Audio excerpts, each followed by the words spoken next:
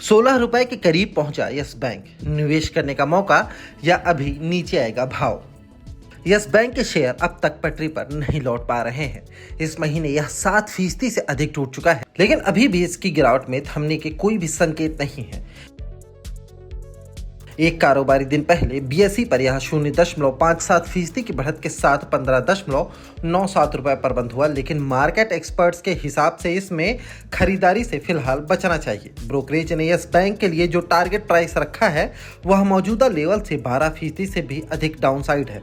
कुछ दिन पहले 23 अक्टूबर को यह एक साल के निचले स्तर 14.10 रुपए पर आ गया था। पिछले साल 14 दिसंबर 2022 को यह एक साल के हाई 24.75 रुपए पर था। शेयरों में गिरावट के चलते रेटिंग अपग्रेड।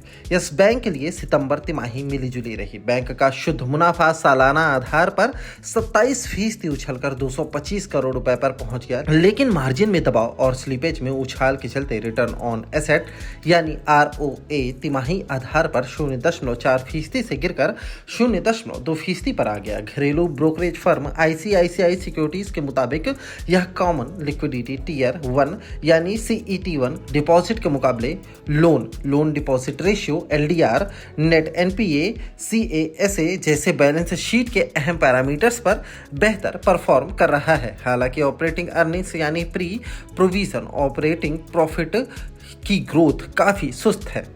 ब्रोकरेज को इसकी बढ़ती एसेट क्वालिटी यानी लोन और निवेश से जुड़े रिस्क के बढ़ने और क्रेडिट कॉस्ट में उछाल को लेकर चिंता नहीं है, लेकिन PPOP मार्जिन में धीरे धीरे सुधार के आसार दिख रहे हैं।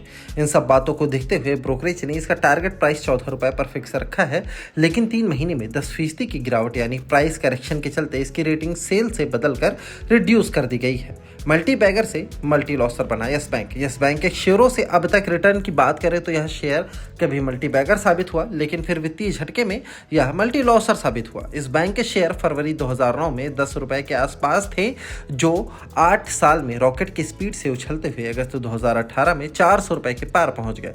20 अगस्त 2018 को यह 394 रुपए पर बंद हुआ था। इस बंद भाव से फिलहाल यह करीब 96% डाउनसाइड है, यानी निवेशकों के 1 लाख रुपए अब महज 4000 रुपए रह गए। moneycontrol.com पर दिए गए सलाह या विचार एक्सपर्ट्स ब्रोकरेज फर्म के अपने निजी विचार होते हैं।